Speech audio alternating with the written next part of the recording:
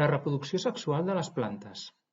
Les plantes amb reproducció sexual, angiospermes i gimnospermes, són aquelles en les quals intervenen dos progenitors, cadascun dels quals aporta una cèl·lula reproductora o gàmeta. Qué interesante, ¿eh? Doncs sí, és molt interessant. Anem a veure-ho. Les flors són els òrgans reproductors de les plantes.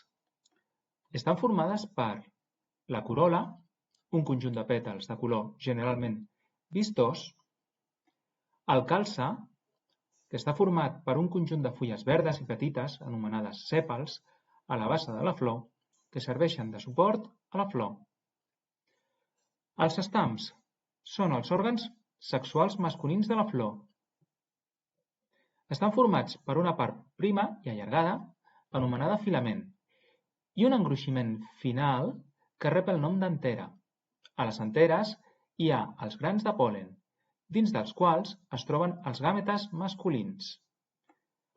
El pistil és l'òrgan reproductor femení. Està constituït per una o diverses estructures en forma d'ampolla. La part superior de l'ampolla és l'estigma, el coll s'anomena estil i la base és l'ovari.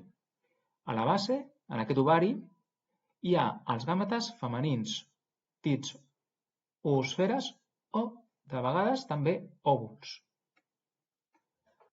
Les fases de la reproducció de les angiospermes.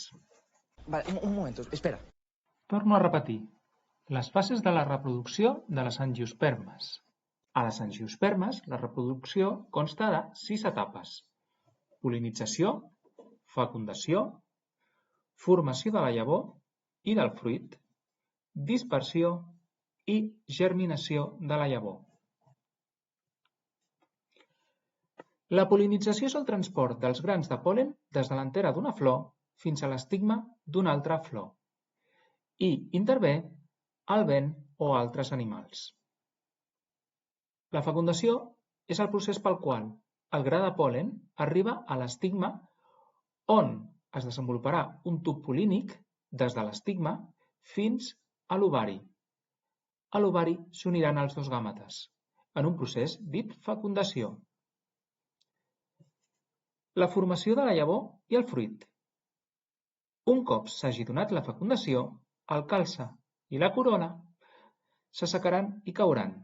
En canvi, l'ovari començarà a créixer per formar el fruit. El fruit tindrà dues funcions: protegir la llavor i facilitar-ne la dispersió. Es que no entiendo nada. Mira, no.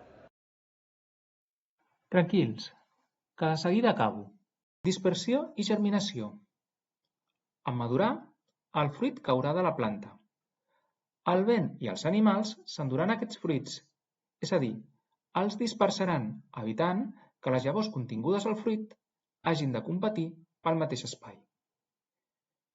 Quan les llavors arribin al sol, amb l'ajuda de la humitat i la temperatura, germinarà una nova planta.